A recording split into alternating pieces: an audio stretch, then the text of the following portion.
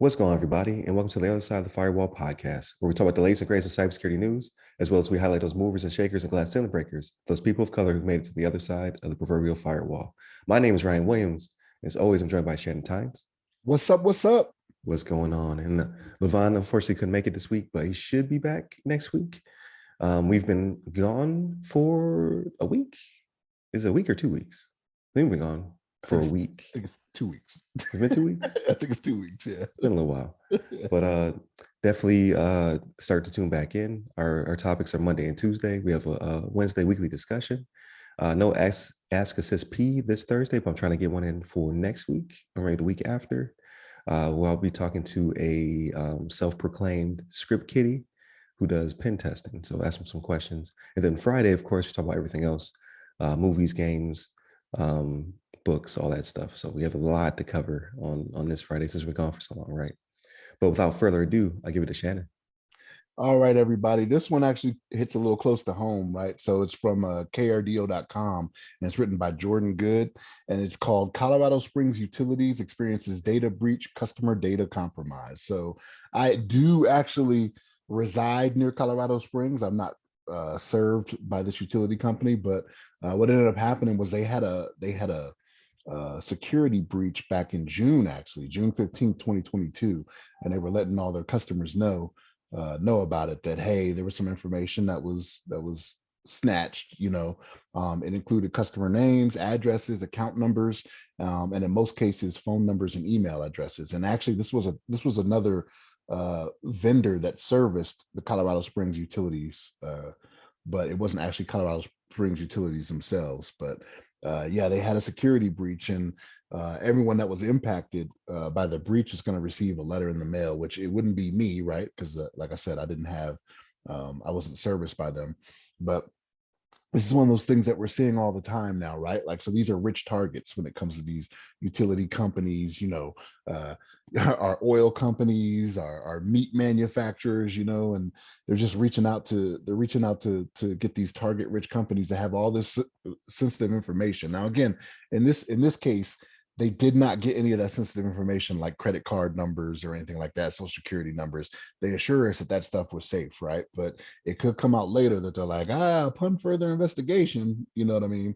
Like, this is what happened. So it's just one of those things where anybody that's serviced by Colorado Springs utilities, they're going to get a letter in the mail if they were affected, and they put something out there about, if you get some type of email or a call or anything like that, like it's not us, right? Like, we're not reaching out to you like that. They're going to send a letter. Don't respond to any emails, you know what I mean? Because that's the information that they got. Don't click on any links, right? Like the same type of stuff that everyone should be aware of, right? Because like, you'll get these emails that have these links in it, and you got to hover over the links to make sure they're what they say they are, you know what I mean? But for the most part, a lot of these companies will tell you just go directly to their websites, right? That almost all of them have secure websites now, right? Like almost every website you should be going to should be HTTPS, you know what I mean, to make sure it's secure. But yeah, it's just one of those things, man. It seems like every time we get on here, some type of utility or something that we all know and love, like our gasoline and food, that gets breached, right? But Ryan, what's your thoughts on this? Yeah, it is the same song and dance. I guess the most important part is the smishing and the email attacks that are going to come out of it, right? Like, people are going to get text messages from the utility company or just in general. Like, I've noticed recently, T-Mobile, I've been getting high text messages, just from random numbers, like hi. Like, that's the gateway. When you interact, and then now they're sending you links. They're trying to, ask you for personal information.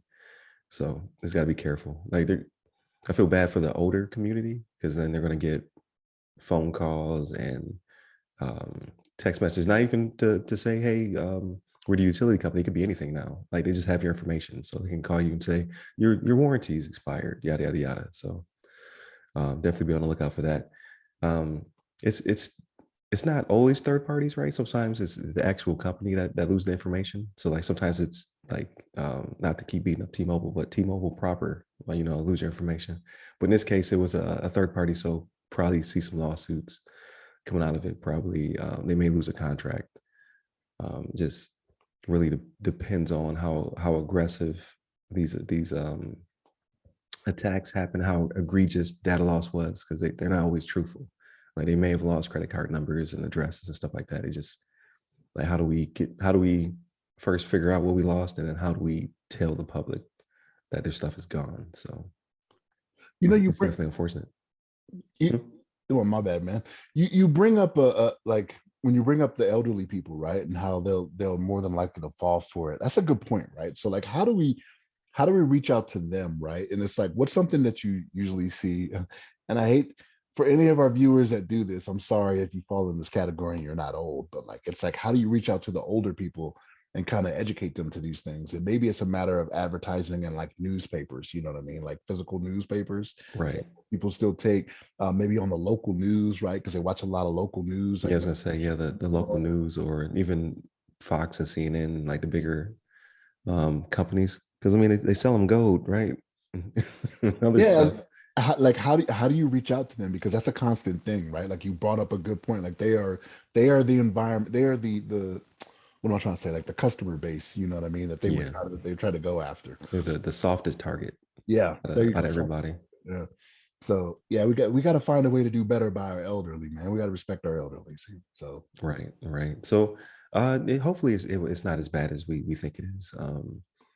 But again, and I don't know the demographics of that area. Like, is there an older community that's there, right? Like, and we did a story, I would say earlier in the year or maybe late last year, where it's not always just the elderly community. Sometimes it's the urban communities as well. They're just not as well versed in data privacy as others, based upon socioeconomic status, or just the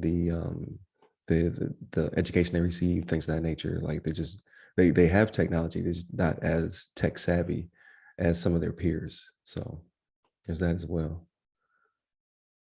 But that, I mean, that in those cases, that's a campaign on TikTok or some other social media platform, right? Because people get their doses of information in 30 seconds or less from whatever social media platform happens to be their favorite, which seems to be TikTok, which is also gathering our data. It's kind of scary. So it's very Orwellian out here, man. It's 1984, and all happening at once. But yeah, it's definitely interesting. But with that being said, I'll go ahead and land this plane. So definitely continue to tune in. Tomorrow's topic has to deal with Saudi Arabian and U.S. Memorandum of understanding, like when it comes to cybersecurity protection. So that want to be a good one.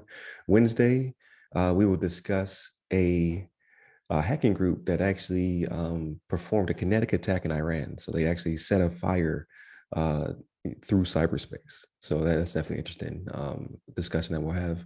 And then Friday, like we got a lot to cover. Like I've been watching the Star Wars. We got Miss Marvel, all that stuff. So definitely tune in for that.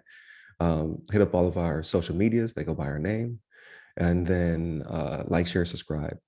Definitely like, share, and subscribe. You can hit me up personally. I'm at RyRy Security Guy. That's RYRY Security Guy. I'm on LinkedIn, Twitter, TikTok, and Clubhouse. Clubhouse. There it is.